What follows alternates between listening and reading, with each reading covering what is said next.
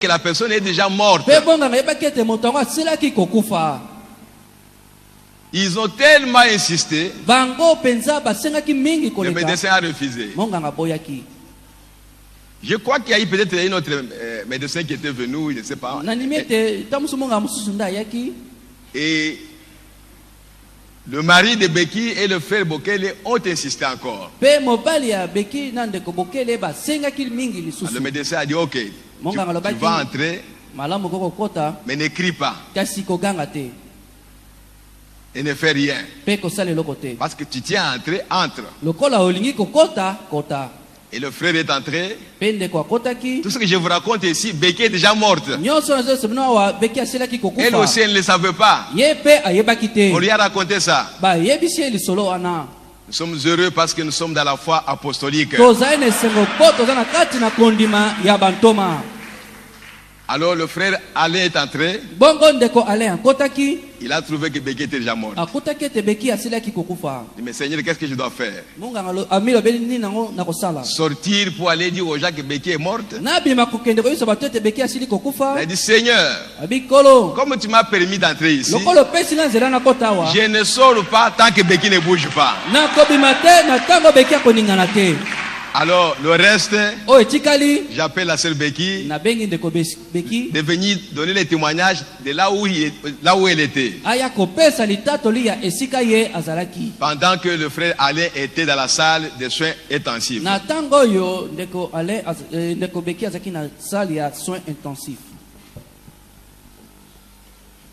Ok. Que Dieu vous bénisse. Comme l'a dit le pasteur, je viens témoigner les merveilles de Dieu. J'étais vraiment morte. J'avais un grand biberon sous l'aisselle gauche. Et il y a eu des complications après l'opération. Mais juste avant l'opération, j'avais demandé au pasteur de prier pour moi. Et c'était par téléphone. Le pasteur avait prié. Tout ce que j'ai entendu, comme j'étais déjà très malade, c'est que le pasteur a demandé à Dieu de me guérir. Peu importe, même si je n'avais pas de foi, que Dieu puisse me ressusciter. Et c'est comme si le pasteur était là parce que lui ne savait pas ce qui s'est passé dans moi, mais j'étais en train de partir. Cela se passait, ça fait 1 mois. Et c'était un certain jeudi, après l'opération, le vendredi matin, les médecins viennent faire le tour de salle et ils remarquent que j'arrivais à peine à répondre aux questions qu'ils me posaient. J'étais très faible, je n'arrivais pas à parler ni à bouger. Et ils ont placé le tensiomètre. Ils ont trouvé que ma tension était à 7,5. Ils ont demandé à ce qu'on amène le poisson salé et le coca pour essayer de relever la tension. Mais 30 minutes après, ils ont encore placé le tensiomètre. Cette fois-ci, j'étais parti, c'était à 5,4. La dernière image que j'ai, c'est qu'ils m'ont amené avec le lit dans les soins intensifs. En disant que nous sommes en train de la perdre. Ce vendredi, je ne sais pas ce qui s'était passé. En tout cas, je n'étais pas là. Et le samedi aussi. Vers 16h ce samedi-là, je pense les après-midi, J'ai commencé à me retrouver petit à petit. Mais au-dedans de moi, je savais que je partais. Je souffrais tellement que j'ai commencé à penser à mes enfants qui allaient rester derrière moi. Et pendant que je me faisais ce souci-là,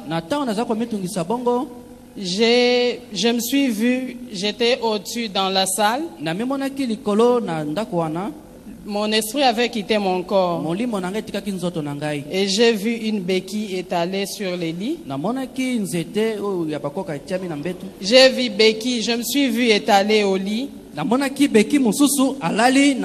Mais qui ne pouvait pas bouger, qui était sans vie. Mais l'autre béquille qui était au-dessus pouvait bouger dans la salle, faire des mouvements. Et je me demandais ce qui s'est passé. Et pendant que j'ai pensé à tout ça, il y a une, je ne sais pas, je pense que c'est ma conscience qui me dira, ne te soucie pas de tes enfants ni de ceux qui restent, soucie-toi de ta santé, de toi-même.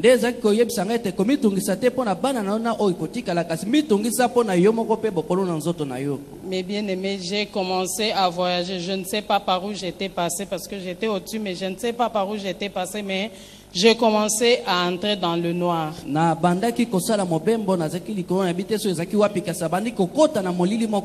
Il y avait un ténèbre et il y avait un esprit, il y avait une autre moi-même qui me jugeait.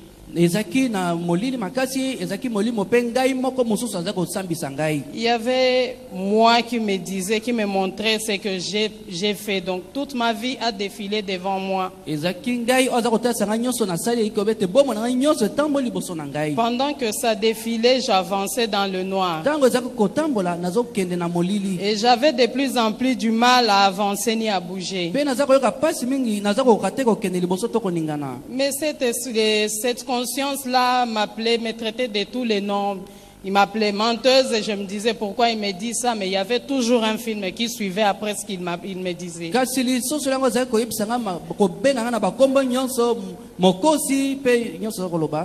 Et je sombrais, j'entrais dans le noir, vraiment très profond, un noir. J'ouvrais les yeux, mais je n'arrivais pas à voir.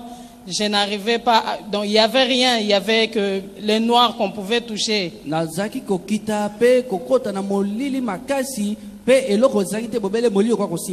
Et l'autre béquille qui me condamnait, il y avait une béquille qui me condamnait et une autre qui acceptait que j'avais fait beaucoup de mal.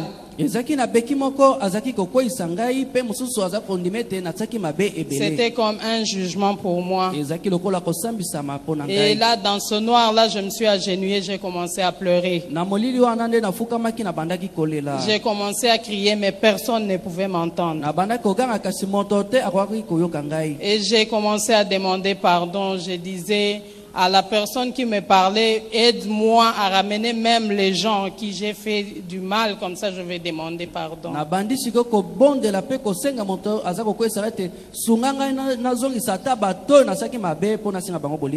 Mon souci était de voir une lumière. Et après avoir beaucoup pleuré, beaucoup crié, j'ai vu une petite lumière, c'était comme une petite ampoule très loin. Et plus je demandais pardon, plus je me sentais dépouillé de toutes ces histoires-là. Et j'avançais maintenant. Et là où j'allais, j'ai vu, je ne sais pas, un pays. Il y avait une verdure, il y avait des arbres, mais il y avait aussi un sentier au milieu. Et moi, j'ai commencé à suivre ces chemins-là. Il y avait des cantiques qui se chantaient là-bas, des très beaux cantiques. Et j'avançais. Il y avait des gens vêtus en robe blanche. Et pendant que j'avançais, j'entends la voix de Papa Bokele qui m'appelait: Becky, rentre dans ton corps. Et il insistait: Becky, je t'ordonne de rentrer dans ton corps. Et moi, je ne voulais plus rentrer. Je voulais simplement avancer. Et par après, tellement il a beaucoup insisté.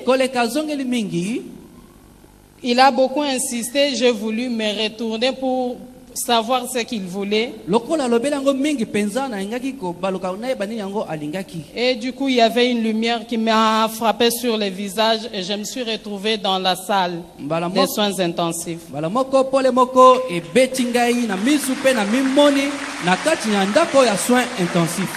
Et de là, c'était comme si on me forçait d'entrer dans ce corps-là que j'avais laissé là-bas étalé. Et j'avais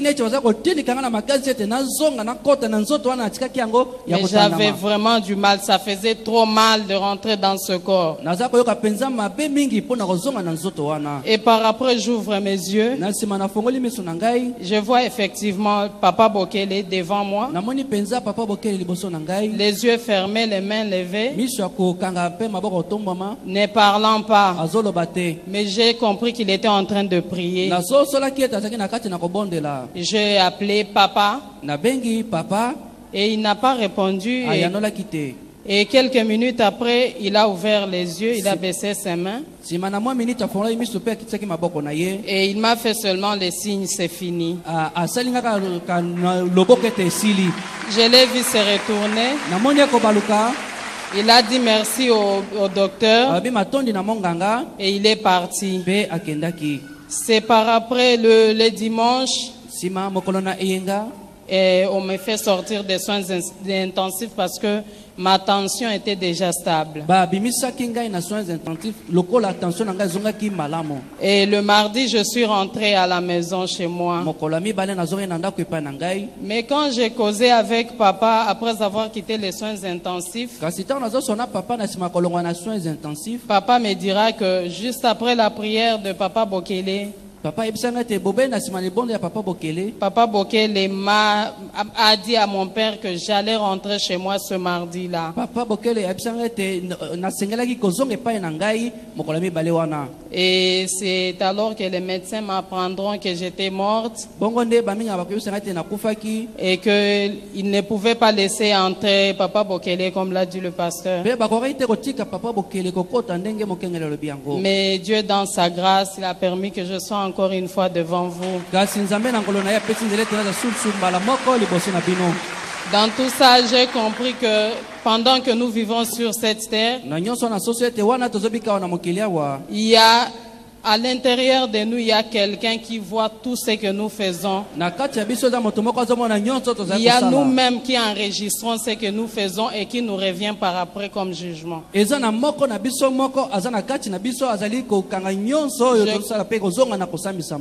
croyais que c'était Dieu peut-être qui nous jugera, mais par rapport à mon expérience, j'ai compris que c'est nous-mêmes.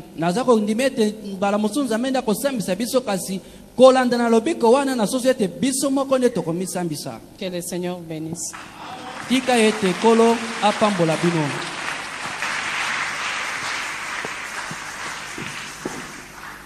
Merci beaucoup, Sœur Becky.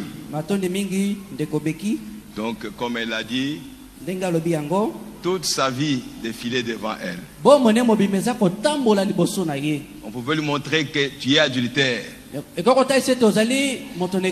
Elle disait non, moi je n'ai jamais commis adultère. Ah, maintenant on montre un homme et sa façon de s'habiller. Elle dit, tu vois comment tu t'es habillé?